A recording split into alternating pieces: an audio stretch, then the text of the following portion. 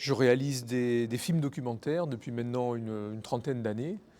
Et là, c'est mon 11e, je crois, ou 12e, je ne sais plus, long métrage que je viens présenter au festival cette année, à l'Affaire Abdallah. J'ai réalisé plusieurs films de critique des médias et de critique des représentations dominantes, où on essaye de raconter les choses telles qu'elles se sont passées, telles qu'elles existent, et pas telles qu'elles ont été représentées, parfois maladroitement ou parfois en proférant des contre-vérités par les grands médias. Et sur l'affaire Abdallah, il n'y avait rien documentant, il n'y avait pas un film documentant ce qu'a subi ce militant communiste libanais pro-palestinien, c'est-à-dire une détention totalement hors norme, 40 ans et 9 mois de détention. Et donc l'idée, c'était de faire le boulot qu'ont pas fait les médias, les grands médias en tout cas. Il y a quelques médias indépendants qui ont évoqué l'affaire Abdallah, mais les grands médias, les chaînes de télévision, Netflix, France Télévisions, Arte, Le Monde, Le Figaro, Mediapart, rien. Rien en tout cas, pas d'enquête sérieuse, rigoureuse, approfondie, comme celle qu'on a réalisée en faisant l'affaire Abdallah. Donc l'idée, c'était simplement de raconter la vérité sur cette histoire qui est une honte pour la France, puisque dans cette affaire, la France a manqué de souveraineté par rapport au gouvernement américain. Dans cette affaire, il y a une fake news d'une ampleur incroyable. Et dans cette affaire, il y a une durée de détention absolument hors norme qui fait que certains avocats disent qu'on a essayé d'infliger à Georges Abdallah une peine de mort lente, alors que la peine de mort a été normalement abolie dans la soi-disant patrie des droits de l'homme. Alors d'abord, c'est un film indépendant, produit de manière indépendante par Annie Gonzalez, la productrice de la plupart de mes films. Et on ne s'est pas fixé de limite. On ne s'est pas dit il faut ne pas parler de certaines choses, il faut s'autocensurer. Non, on va jusqu'au bout, on va le plus loin possible dans l'enquête, on essaie de trouver tous les protagonistes de l'affaire, de les retrouver et de les interviewer et de réaliser des entretiens avec eux, qu'ils le veuillent ou pas. Et puis, on a également été chercher des archives, pour certaines inédites, sur cette affaire. Donc voilà comment on a travaillé, comme je travaille sur la plupart de mes films, qui ont la chance de ne pas être réalisés, produits par la télévision, qui, elle, fixe des limites, qui, elle, sait où il faut s'arrêter.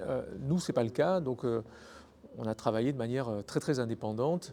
Les spectateurs ont même financé le film. Il y a 800 donateurs, donatrices qui ont mis de l'argent pour que ce film existe, coûte que coûte, on pourrait dire. Bien sûr, il y a un gros travail de montage, et ce qu'on a souhaité aussi, c'est que d'emblée, le spectateur voit qui est ce bonhomme, qui découvre ce type dont on parle comme d'un immense terroriste, et qu'il le voit dans sa cellule.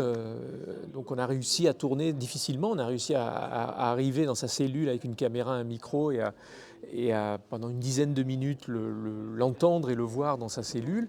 Et ce qu'on voit, c'est que ça ne correspond pas du tout à l'image médiatique de terroristes, d'abominables terroristes, tels que les médias l'ont longtemps décrit.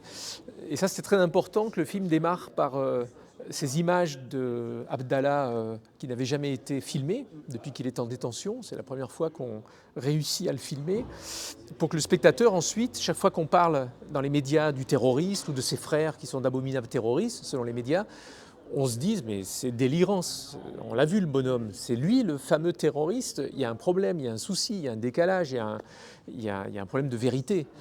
Et ça, c'était la raison pour laquelle le film démarre par cette visite à la prison. Et après, c'est un flashback où on remonte toute l'affaire Abdallah jusqu'à la fin, sa libération le 25 juillet 2025. Alors, il y a un protagoniste important de l'affaire qui n'a pas souhaité témoigner et qu'on n'est pas allé chercher absolument comme on l'a fait avec d'autres hommes politiques protagonistes de l'affaire, l'ancien président du Conseil constitutionnel Laurent Fabius, l'ancien président de la République François Hollande, l'ancien garde des Sceaux Dupond-Moretti, que eux, on est allé chercher là où ils étaient, qu'ils le veuillent ou pas. Il était important qu'ils réagissent à cette affaire et qu'ils soient dans le film.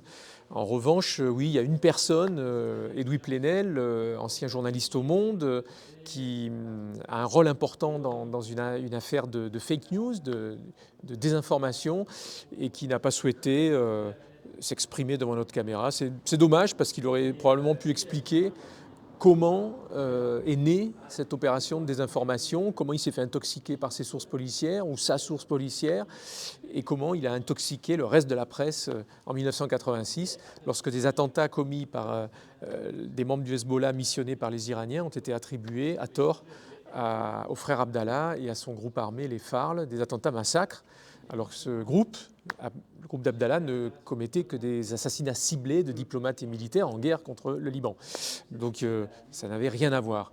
Mais les médias l'ont présenté à ce moment-là comme l'ennemi public numéro un, lui et ses frères. Et ça, c'est vraiment une page sombre de l'histoire de la presse française. Quand Abdallah et ses frères et son groupe armé ont pris les armes dans les années 80, ils ont réagi à l'invasion de leur pays par l'armée israélienne avec l'appui des États-Unis. Donc en 1978, l'invasion du sud du Liban, en 1982, l'attaque de Beyrouth, les bombardements sur Beyrouth qui ont fait des centaines, milliers de morts. Et donc l'histoire se répète actuellement, puisqu'il y a 2 jours, il y a eu 300 morts d'un coup, des civils massacrés par les bombardements israéliens. Donc je ne pense pas qu'il aille bien de ce point de vue-là, parce qu'il voit que l'histoire se répète de manière tragique ou alors comme une farce, puisque Marx disait que l'histoire se répète toujours d'abord comme une tragédie, ensuite comme une farce. Lui, c'est un marxiste, Abdallah. Mais déjà, il est en liberté, c'est quand même très important. Il peut s'exprimer, il peut intervenir notamment sur Internet. On peut le voir assez facilement sur Blast. Il y a eu une grande émission avec lui depuis qu'il est revenu au Liban, avec Olivier Besancenot et Salah Hamouri, qui a été un franco-palestinien qui a été incarcéré pendant de longues années en Israël. Donc, bon, ça c'est plutôt positif qu'il soit libre et qu'il puisse s'exprimer, et qu'il n'ait pas eu à renier ses engagements de jeunesse. Ça, c'était aussi très important. C'est quelqu'un qui a tenu bon pendant toutes ces années, ces 40 années, et qui est sorti très combatif, qui n'est pas sorti détruit par la détention, alors que je peux vous dire que vous et moi, on serait pendant 40 ans et 9 mois en détention, on sortirait comme des loques, je pense, et pas dans l'état où est sorti Abdallah, à moins d'être des militants très disciplinés qui ont une discipline de vie qui leur permet de tenir, quoi.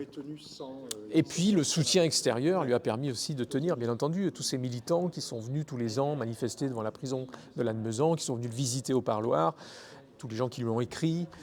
Ça a été très important pour lui de savoir qu'il n'était pas tout seul pendant ces 40 ans et 9 mois. Alors lui se définit surtout comme marxiste, athée, même s'il est de culture, de confession, parce que au Liban, sur votre carte d'identité, vous devez mettre d'où vous venez. Est-ce que vous êtes druze, sunnite, chiite, chrétien, maronite? Donc on est obligé de le mettre sur les cartes d'identité libanaises, si mes souvenirs sont bons. Mais ça ne détermine pas Abdallah. Bon, c'est sa culture, mais c'est pas. Mais il est surtout résistant. Il est surtout. Il a été inspiré par des idéaux communistes. Il a été proche du Front populaire de libération de la Palestine, le FPLP, qui a toujours voulu un seul État binational en Israël, donc qui a voulu que cohabitent les Juifs et les Arabes sans discrimination, sans apartheid, bien sûr. Et ça a été aussi le combat de Georges Abdallah par rapport aux Palestiniens, même. Voilà. Et autre chose qu'on peut dire, c'est qu'il ressemble. Son profil est en tout point similaire à celui de Missak Manouchian, le résistant arménien, membre pendant la Seconde Guerre mondiale de la Fiche Rouge. Les deux sont des communistes, internationalistes. Ils se battent pour une patrie, un pays qui n'est pas le leur. Un Arménien s'est battu pour la France et son groupe a tué des soldats allemands et des collaborateurs. Et Abdallah, c'est un Libanais qui s'est battu pour les Palestiniens et son groupe a tué des Israéliens et des Américains qui envahissaient son pays, qui était la puissance occupante. Donc c'est très similaire. La seule différence, c'est qu'il y en a un qui a fini au Panthéon, que Macron a mis au Panthéon, et un autre que Macron n'a pas gracié, que Macron a laissé croupir en prison et à qui on n'a jamais présenté la moindre excuse pour le sort qu'on lui a infligé.